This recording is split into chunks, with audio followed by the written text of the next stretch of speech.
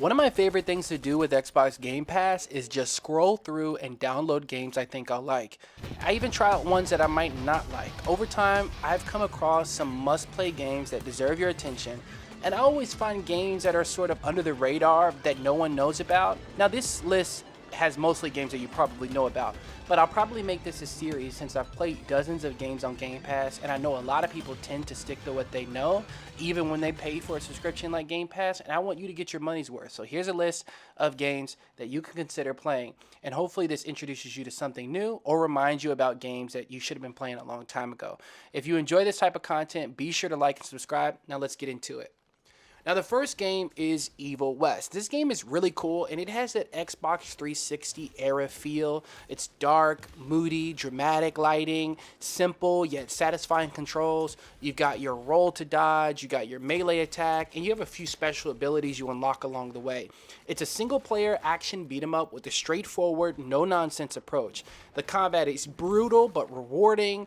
I'm playing Evil Mode. This is the hardest difficulty and it is tough. Enemies hit harder, they have more health, and some encounters take me dozens of tries to beat. But I love that. It forces me to master the mechanics, be patient, and rely rather than relying on my upgrades. It's all about timing and execution.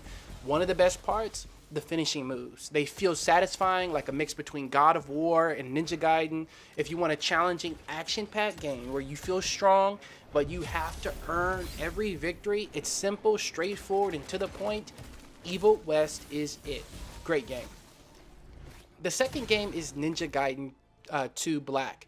This one's a classic. Originally an Xbox 360 game, it's been remastered, brought to modern consoles. It was a shadow release. It was a surprise to everyone, and it looks stunning on modern consoles. The combat is fast, fluid, brutal difficulty, which the series is known for, and that's just the way I like it. I'm playing it on the hardest difficulty, and it forces you to be precise. The weapons feel amazing, and the enemies will punish you if you overextend.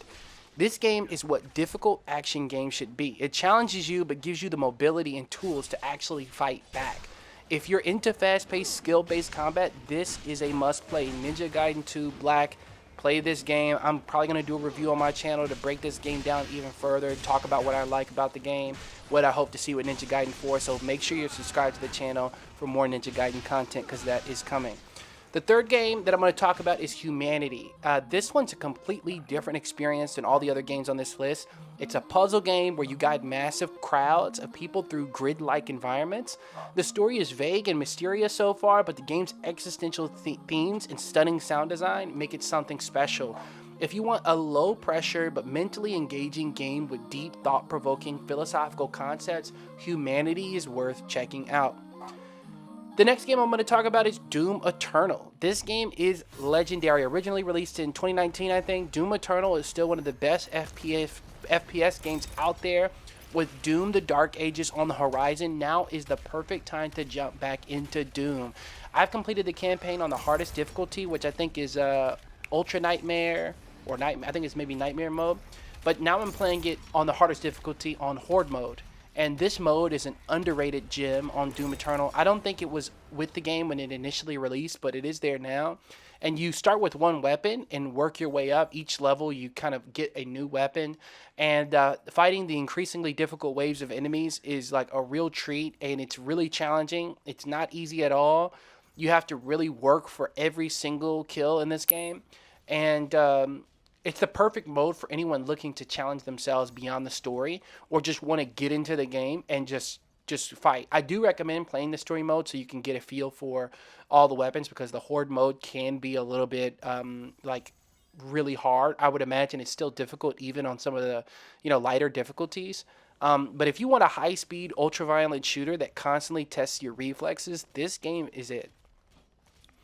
Number 5 is RoboQuest. This is a game I've talked about a lot on my channel, a hidden gem that more people need to play. This is a roguelike FPS. It feels similar to Doom Eternal in a lot of ways in terms of movement and combat flow, but with a unique, colorful art style that I love. The music is insanely good. It's sort of synthwave and electronic, and there's rock, and there's techno. It's all of that mixed into one. Really, really fun game. Really challenging. Super underrated. Probably played this game the most this year in 2025 so far.